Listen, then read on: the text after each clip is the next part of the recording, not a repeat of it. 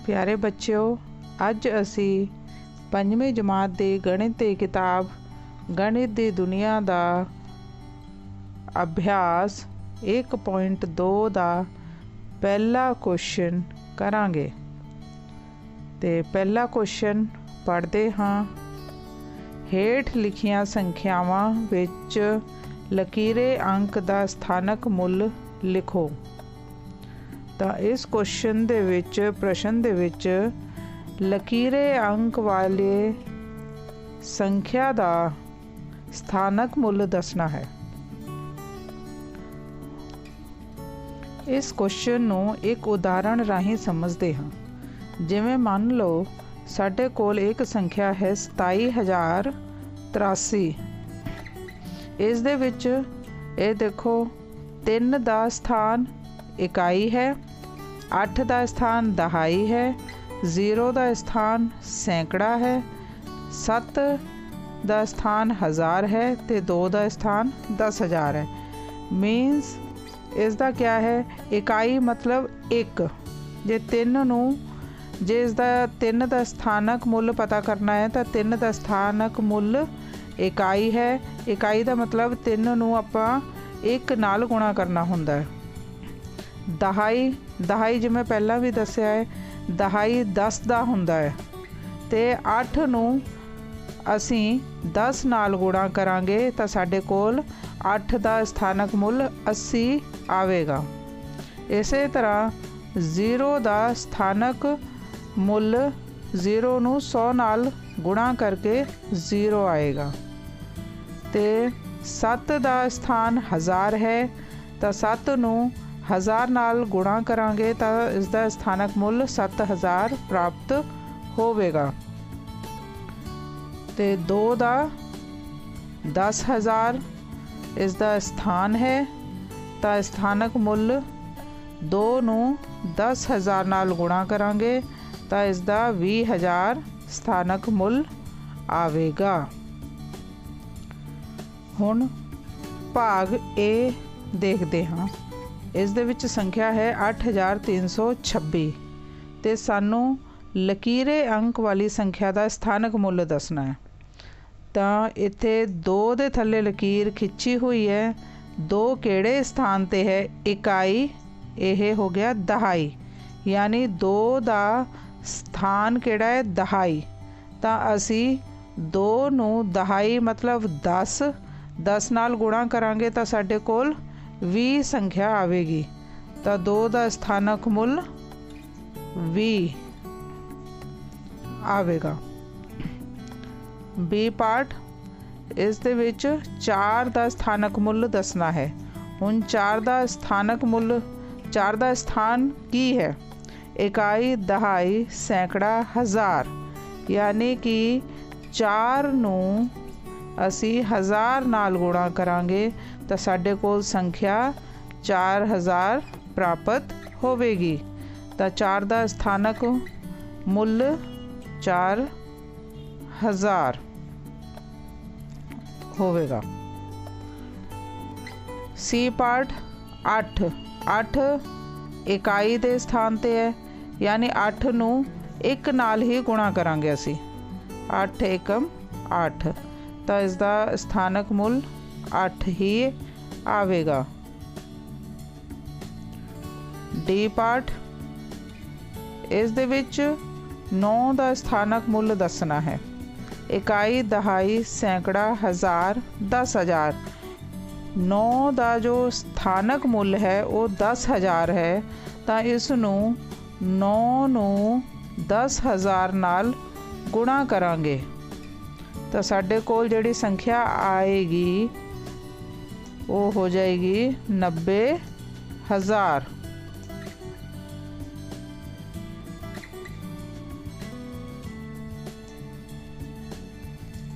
इस दा एक होर भी तरीका है। जिमें 2 का स्थानक मुल पता करना है तो असी 2 लिख के उसके बाद जिन्नी संख्यावां होणगियां उन्ने 0 ला देवांगे। जिमें 2 तो बाद एक संख्या है, असी 1 0 लगाता। इस दे विच 4 लिख के ਪਿੱਛੇ 1 2 3 ਸੰਖਿਆਵਾਂ ਹਨ ਤੇ ਅਸੀਂ 3 0 ਲਗਾ ਕੇ ਵੀ ਇਸ ਦਾ ਸਥਾਨਕ ਮੁੱਲ ਪਤਾ ਕਰ ਸਕਦੇ ਹਾਂ, ਤਾਂ ਇਹ 4000 ਆ ਜਾਏਗਾ। ਇਹ ਪਾਠ 49716 ਦੇ ਵਿੱਚ 7 ਦਾ ਸਥਾਨਕ ਮੁੱਲ ਦੱਸਣਾ ਹੈ। 7 ਦਾ ਸਥਾਨ ਇਕਾਈ ਦਹਾਈ ਸੈਂਕੜਾ ਹੈ, ਤਾਂ 7 ਨੂੰ ਅਸੀਂ ਸੈਂਕੜਾ ਯਾਨੀ 100 ਨਾਲ ਗੁਣਾ ਕਰਾਂਗੇ, 700 ਇਸ ਦਾ ਸਥਾਨਕ ਮੁੱਲ ਆਵੇਗਾ। F 47168 ਦੇ ਵਿੱਚ 7 ਦਾ ਸਥਾਨ ਦੱਸਣਾ ਹੈ। 7 ਦਾ ਸਥਾਨ ਹੈ ਇਕਾਈ ਦਹਾਈ ਸੈਂਕੜਾ ਹਜ਼ਾਰ, ਯਾਨੀ 7 ਜਿਹੜਾ ਹੈ ਉਹ 1000 ਦੇ ਸਥਾਨ 'ਤੇ ਬੈਠਾ ਹੈ ਤੇ 7 ਨੂੰ ਅਸੀਂ 1000 ਨਾਲ ਗੁਣਾ ਕਰਾਂਗੇ, ਇਹ ਆ ਜਾਊਗਾ 7000। ਤਾਂ 7 ਦਾ ਸਥਾਨਕ ਮੁੱਲ 7000 ਆਵੇਗਾ। ਜੀ ਪਾਠ 63184 ਦੇ ਵਿੱਚ 6 ਦਾ ਸਥਾਨਕ ਮੁੱਲ ਦੱਸਣਾ ਹੈ। ਤਾਂ ਇਕਾਈ ਦਹਾਈ ਸੈਂਕੜਾ ਹਜ਼ਾਰ 10000, 6 ਦਾ ਸਥਾਨਕ ਮੁੱਲ 6 ਦਾ ਸਥਾਨ 10000 ਹੈ, ਤਾਂ 6 ਨੂੰ 10000 ਨਾਲ ਗੁਣਾ ਕਰਾਂਗੇ ਤਾਂ ਆਪਣੇ ਕੋਲ 60000 ਸੰਖਿਆ ਆਵੇਗੀ। ਤਾਂ 6 ਦਾ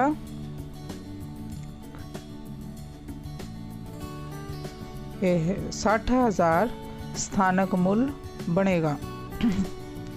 H 29999 ਦੇ ਵਿੱਚ 2 ਦਾ ਸਥਾਨਕ ਮੁੱਲ 2 ਤੇ ਉਸ ਤੋਂ ਬਾਅਦ ਇਹ 2 ਦਾ ਸਥਾਨ 10000 ਹੈ, 2 ਨੂੰ 10000 ਨਾਲ ਗੁਣਾ ਕਰਾਂਗੇ ਤਾਂ ਆਪਣੇ ਕੋਲ ਸੰਖਿਆ 20000 ਆਵੇਗੀ।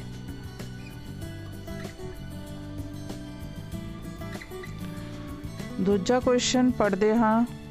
ਹੇਠ ਲਿਖੀਆਂ ਸੰਖਿਆਵਾਂ ਵਿੱਚ ਲਕੀਰੇ ਅੰਕ ਦਾ ਅੰਕਿਤ ਮੁੱਲ ਲਿਖੋ। ਤੇ ਇਸ ਦੇ ਵਿੱਚ ਅੰਕਿਤ ਮੁੱਲ ਜੋ ਨੰਬਰ ਜੋ ਸੰਖਿਆ ਹੁੰਦੀ ਹੈ ਉਹੀ ਉਸ ਦਾ ਅੰਕਿਤ ਮੁੱਲ ਹੁੰਦਾ ਹੈ, ਭਾਵੇਂ ਉਹ ਕਿਸੇ ਵੀ ਸਥਾਨ 'ਤੇ ਹੋ। ਜਿਵੇਂ ਪਹਿਲੇ ਪਾਰਟ A ਪਾਰਟ ਦੇ ਵਿੱਚ 2 ਇਕਾਈ ਦੇ ਸਥਾਨ 'ਤੇ ਹੈ, ਪਰ ਇਸ ਦਾ ਅੰਕਿਤ ਮੁੱਲ 2 ਹੀ ਹੋਵੇਗਾ।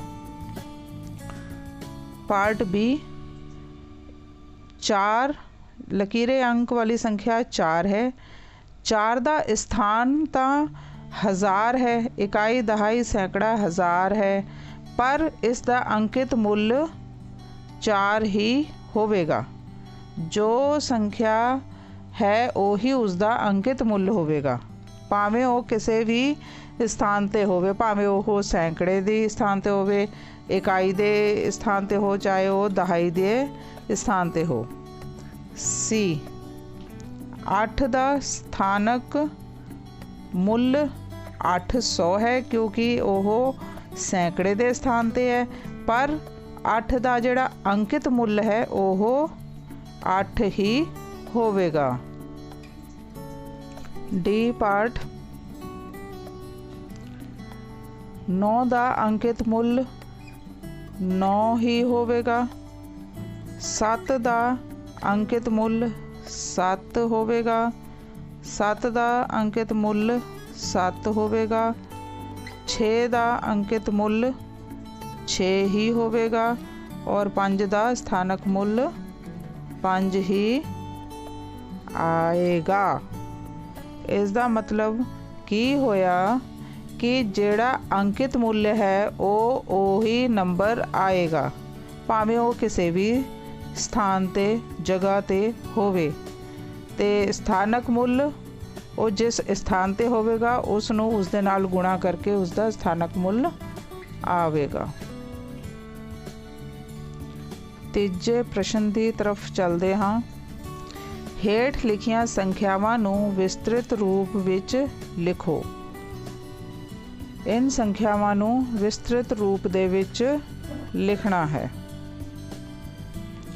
ਤਾਂ ਸਭ ਤੋਂ ਪਹਿਲਾਂ ਦੇਖੋ, ਆਪਣੇ ਕੋਲ ਸੰਖਿਆ ਹੈ 232। ਇਸ ਦੇ ਵਿੱਚ 2 ਦਾ ਇਹ ਸਾਰਿਆਂ ਦੇ ਸਥਾਨਕ ਮੁੱਲ ਪਹਿਲਾਂ ਦੇਖਣਾ ਹੈ ਕਿ ਸਥਾਨਕ ਇਹਨਾਂ ਦਾ ਸਥਾਨ ਕਿਹੜਾ ਕਿਹੜਾ ਹੈ। ਜਿਵੇਂ 2 ਦਾ ਸਥਾਨ ਇਕਾਈ ਹੈ, 3 ਦਾ ਸਥਾਨ ਦਹਾਈ ਹੈ, 2 ਦਾ ਸਥਾਨ ਸੈਂਕੜਾ ਹੈ। ਆਪਣੇ ਕੋਲ ਪਹਿਲਾ ਕੁਐਸਚਨ ਸੀ 232, ਤਾਂ ਇਸ ਨੂੰ ਦੇਖੋ ਸਥਾਨਕ ਮੁੱਲ ਸਾਰਣੀ ਦੇ ਵਿੱਚ ਪਹਿਲਾਂ 232 ਨੂੰ ਲਿਖਾਂਗੇ।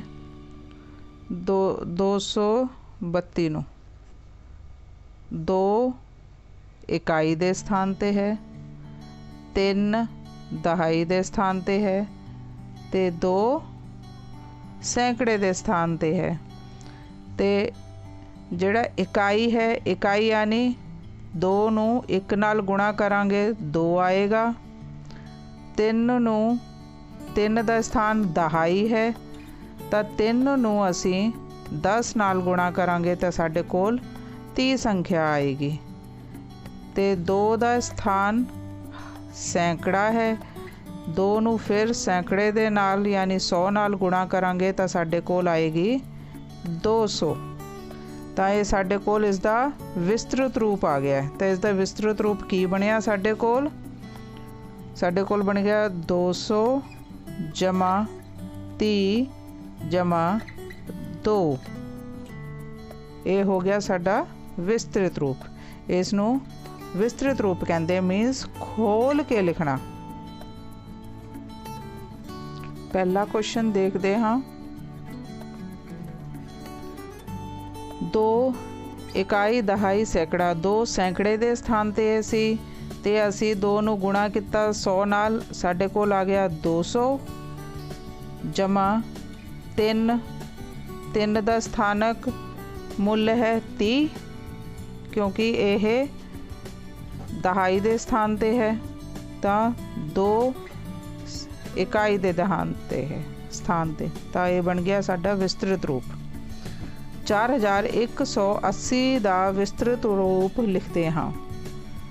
ਇਕਾਈ ਇਹ ਹੋ ਗਿਆ ਇਕਾਈ ਦਹਾਈ ਸੈਂਕੜਾ ਹਜ਼ਾਰ। ਹੁਣ ਦੇਖੋ ਇਸ ਨੂੰ 4 ਜਿਹੜਾ ਹੈ ਉਹ ਹਜ਼ਾਰ ਦੇ ਸਥਾਨ ਤੇ ਹੈ ਤਾਂ 4 ਨੂੰ ਗੁਣਾ ਕੀਤਾ 1000 ਨਾਲ, ਇਹ ਬਣ ਗਿਆ ਸਾਡੇ ਕੋਲ 4000 प्लस 1 ਦਾ ਸਥਾਨ ਸੈਂਕੜਾ ਹੈ, 100 ਨਾਲ 1 ਨੂੰ 100 ਨਾਲ ਗੁਣਾ ਕੀਤਾ ਤਾਂ ਇਹ ਆ ਗਿਆ 100। 8 ਨੂੰ ਦਹਾਈ 10 ਨਾਲ ਗੁਣਾ ਕਰਾਂਗੇ, 8 ਦਹਾ 80 और 0 इकाई ते है, इसनों लिखो या ना लिखो। चलते हैं तीजे पार्ट की तरफ। इस दा विस्तृत रूप लिखना 27,811 का विस्तृत रूप। 2 का स्थान 10,000 है, 2 नू 10,000 नाल गुणा किता साडे कोल आ गया 20,000। तो 2 लिख के 1 2 3 4 0 आपां लिख देंगे, ये बन गया 20,000 प्लस 7 का स्थान इकाई दहाई सैकड़ा हज़ार ते है, यानी 7 नू जे असी गुणा करिए 1000 नाल तो साडे कोल आ जाएगा 7,000 जोड़ 8 का स्थान सैकड़े का है, 8 नू 100 नाल गुणा करांगे 800 प्लस 1 है दहाई 10 नाल गुणा किता 1 नू 10 प्लस 1। अगला 82,954 नू विस्तृत रूप दे विच लिखो।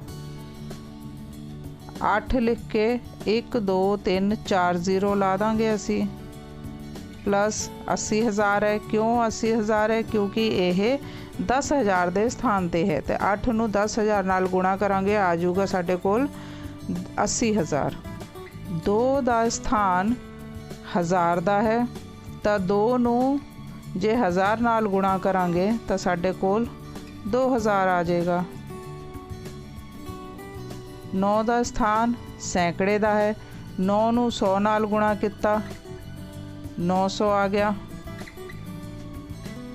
प्लस 9 फिर दहाई का स्थान है इसका। 9 ਨੂੰ 10 ਨਾਲ गुणा किया 90 प्लस 4 इकाई ते है। इकाई इकल्ला कल्ला होंदा है, इसलिए 4 का 1 ਨਾਲ गुणा किया तो 4 एकम 4। यह इसका विस्तृत रूप है 82,294 का।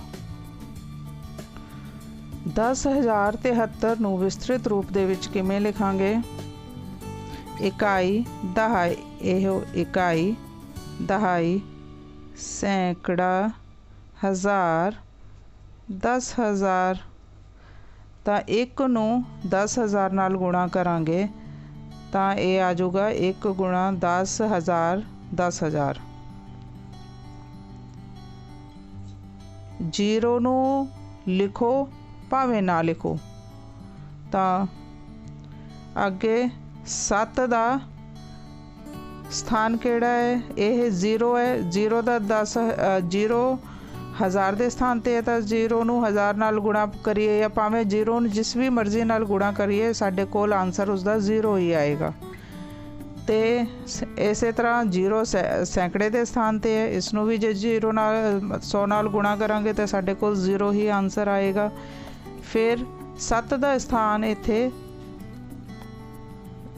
7 ਦਾ ਸਥਾਨ ਇੱਥੇ ਦਹਾਈ ਤੇ ਹੈ ਤੇ 7 ਨੂੰ ਅਸੀਂ ਦਹਾਈ ਯਾਨੀ 10 ਨਾਲ ਗੁਣਾ ਕਰਾਂਗੇ 70 ਆਏਗਾ।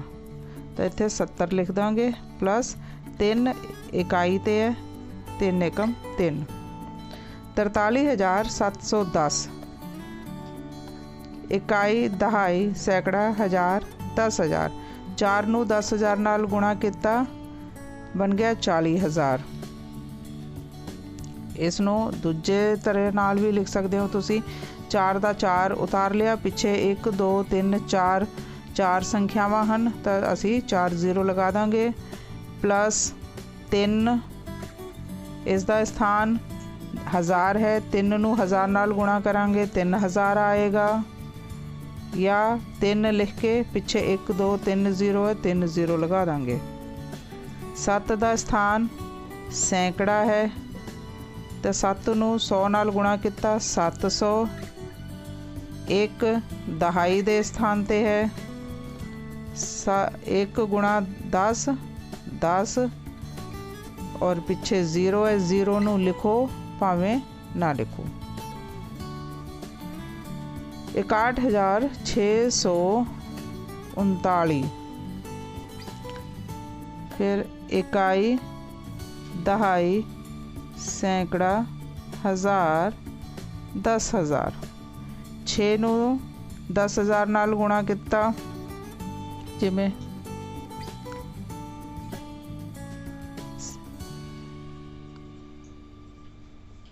यह इकाई 9 ਨੂੰ 1 ਨਾਲ गुणा किया 9। 3 ਨੂੰ दहाई है 10 ਨਾਲ गुणा किया 30। 6 ਨੂੰ सैकड़ा है 100 ਨਾਲ गुणा किया 600। 1 ਨੂੰ 1000 ਨਾਲ गुणा किया 1000 ਤੇ 6 ਨੂੰ 10,000 ਨਾਲ गुणा करांगे तो 60,000। तो इसका विस्तृत रूप लिखते हैं आप 60,000। यह 1 का स्थान 1000 है 1000।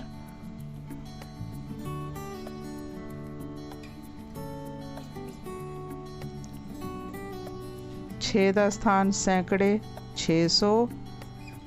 3 का दहाई 30। 9 इकाई 9। अगली संख्या 26,999। इसनों भी उसी तरह करना है असी। अगली संख्या वेखते हाँ 26,999। इसनों विस्तृत रूप दे विच लिखांगे तो 26,999। यह इसका इकाई दहाई सैकड़ा हज़ार 10,000। ਇਕਾਈ ਨੂੰ 1 ਨਾਲ ਗੁਣਾ ਕਰਦੇ ਹਾਂ, ਦਹਾਈ ਨੂੰ 10 ਨਾਲ, 90, 9 ਨੂੰ ਸੈਂਕੜਾ ਹੈ 100 ਨਾਲ, 900, 6 ਦਾ ਸਥਾਨ ਹਜ਼ਾਰ ਦਾ ਹੈ, 6 ਨੂੰ 1000 ਨਾਲ ਗੁਣਾ ਕਰਾਂਗੇ 6000, ਤੇ 2 ਦਾ ਸਥਾਨ 10000 ਹੈ ਤਾਂ 2 ਨੂੰ 10000 ਨਾਲ ਗੁਣਾ ਕਰਾਂਗੇ, ਸਾਡੇ ਕੋਲ 20000 ਆਏਗਾ। ਇਹ ਹੈ ਇਸ ਸੰਖਿਆ ਦਾ ਵਿਸਤ੍ਰਿਤ ਰੂਪ। ਚਲੋ ਇਸ ਨੂੰ ਲਿਖਦੇ ਹਾਂ। 20000 प्लस 6000 प्लस 990 9 ਇਹ ਹੋ ਗਿਆ 26999 ਦਾ ਵਿਸਤ੍ਰਿਤ ਰੂਪ। ਇਸ ਦੇ ਨਾਲ ਹੀ ਆਪਣੀ ਅਭਿਆਸ 1.2 ਸਮਾਪਤ ਹੁੰਦੀ ਹੈ, ਕੰਪਲੀਟ ਹੁੰਦੀ ਹੈ। ਮਿਲਦੇ हैं अगली वीडियो नाल। धन्यवाद।